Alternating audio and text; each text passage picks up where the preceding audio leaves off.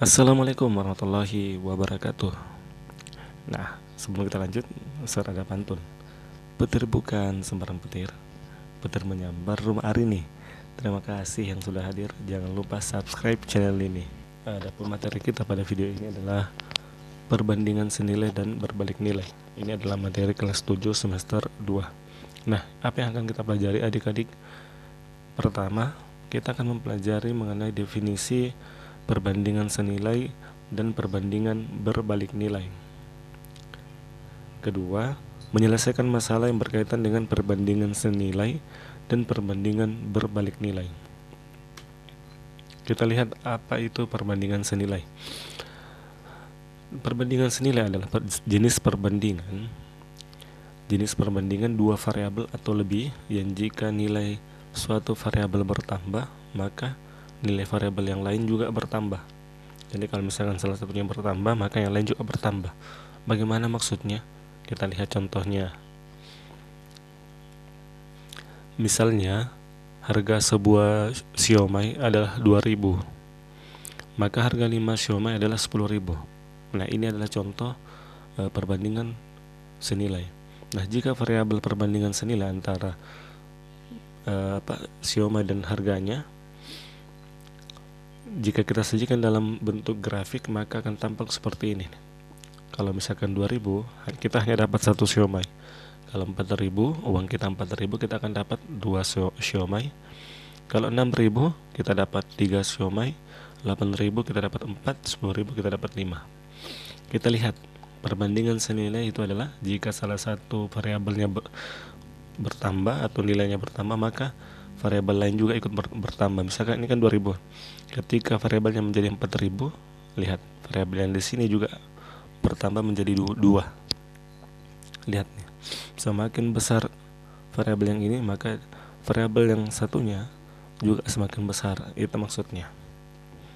Nah, kalau begitu, bagaimana dengan perbandingan berbalik nilai adik-adik? Kita lihat. Nah, perbandingan berbalik nilai definisinya adalah jenis perbandingan dua variabel atau lebih yang jika nilai suatu variabel bertambah, maka nilai variabel yang lain akan berkurang. Justru terbalik ini.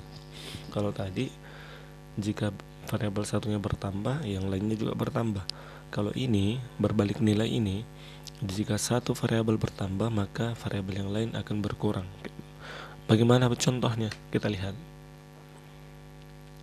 Nah, misalkan lama pengerjaan suatu renovasi rumah adalah 30 hari dengan pekerja 10 orang. Jadi pekerjaan renovasi itu akan selama 30 hari kalau 10 orang. Jika ditambah 20 orang jadi 30 pekerja, maka lama pengerjaan renovasi akan 10 hari. Jadi ketika pekerjaan ditambah, maka waktu yang dibutuhkan untuk menyelesaikan renovasi rumah itu akan berkurang, betul tidak? Iya kan, semakin banyak pekerja maka semakin sedikit waktu yang dibutuhkan. Nah, jika disajikan dalam grafik, kita akan lihat seperti ini. Kalau tadi naik, ini menurun. Misal dari 10 kita tambah menjadi 15, dari 10 pekerja menjadi 15 pekerja. Lihat ya, grafiknya akan menurun, ya kan? Begitupun dengan ini, ketika pekerjanya 20, maka pekerjaan itu selesai selama 20 hari. Kalau 25 pekerja 15 hari, nah ini kalau 30 pekerja, pekerjaan itu akan selesai dalam 10 hari. Semakin banyak pekerja, semakin cepat selesai. Jadi itu ya perbedaannya. Kalau berbalik nilai, satu nilai bertambah, nilai yang lain juga ikut bertambah. Kalau berbalik nilai, suatu nilai bertambah, justru yang lainnya menurun atau berkurang.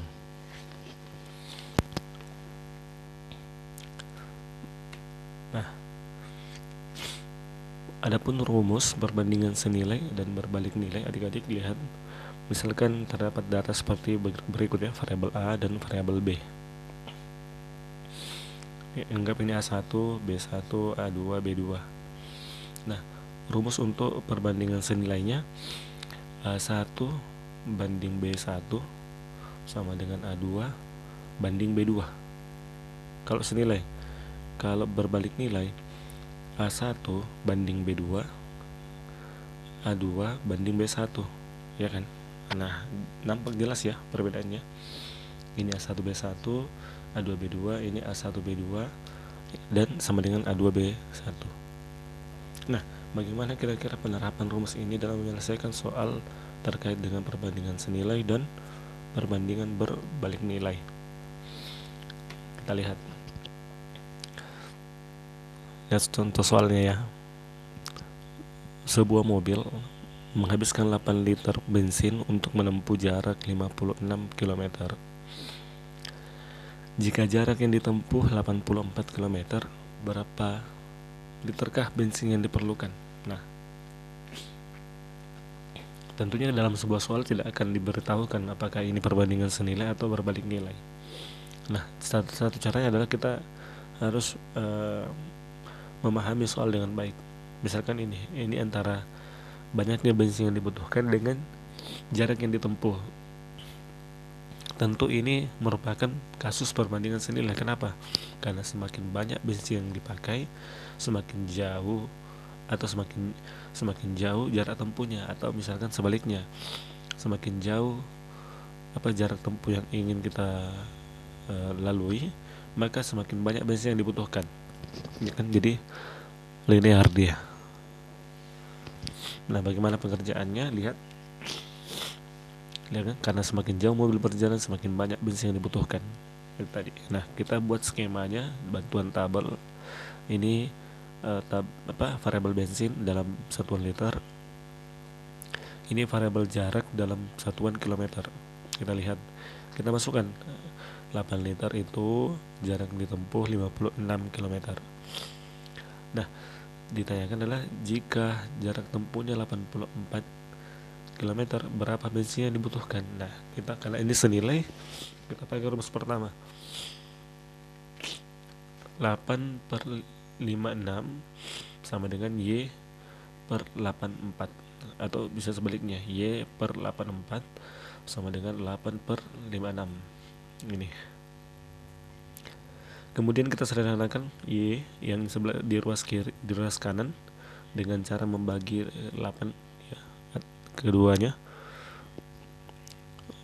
Kita peroleh Y per 84 sama dengan 1 per 7. 8 bagi 8 1, 56 bagi 8 7. Nah, kemudian kita peroleh Y sama dengan 84 per 7. 84 ini dikali 1, 84 per 7 sama dengan 12. Mudah kan? Ya, mudah ya. Jadi ingat saya rumusnya, ini bagi ini sama dengan ini bagi ini, atau sebaliknya bisa juga begini. Ini yang yang ditanyakan dulu, ini bagi ini sama dengan yang sebelah ini bagi yang ini. Itu yang senilai. Nah, kita lihat bagaimana soal berbalik nilai. Misalkan begini nih, persediaan makanan untuk 15 ekor kambing habis setelah 24 hari. Jika dijual 3 ekor kambing, ya kan, maka persediaan makanan tersebut akan habis setelah berapa hari. Jadi artinya ketika pakan itu karena habis 24 hari jika jumlah kambing itu 15 ekor. Habis 24 hari. Jika dijual 3, berarti kan sisa 12 kambingnya ya. Kira-kira berapa hari pakan itu habis? Maka karena kambingnya berkurang, maka waktu untuk menghabiskan pakan itu akan bertambah. Betul tidak? Begitupun sebaliknya, jika kambingnya ditambah, misalkan jumlah kambingnya ditambah, maka waktu untuk menghabiskan pakan itu akan berkurang karena semakin banyak ternak. Nah, kita lihat sama, masih buat skema.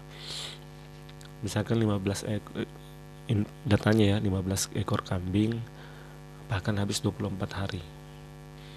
Nah, kira-kira kan setelah dijual 3 ekor berarti jadi 12. Kira-kira pakannya habis berapa hari?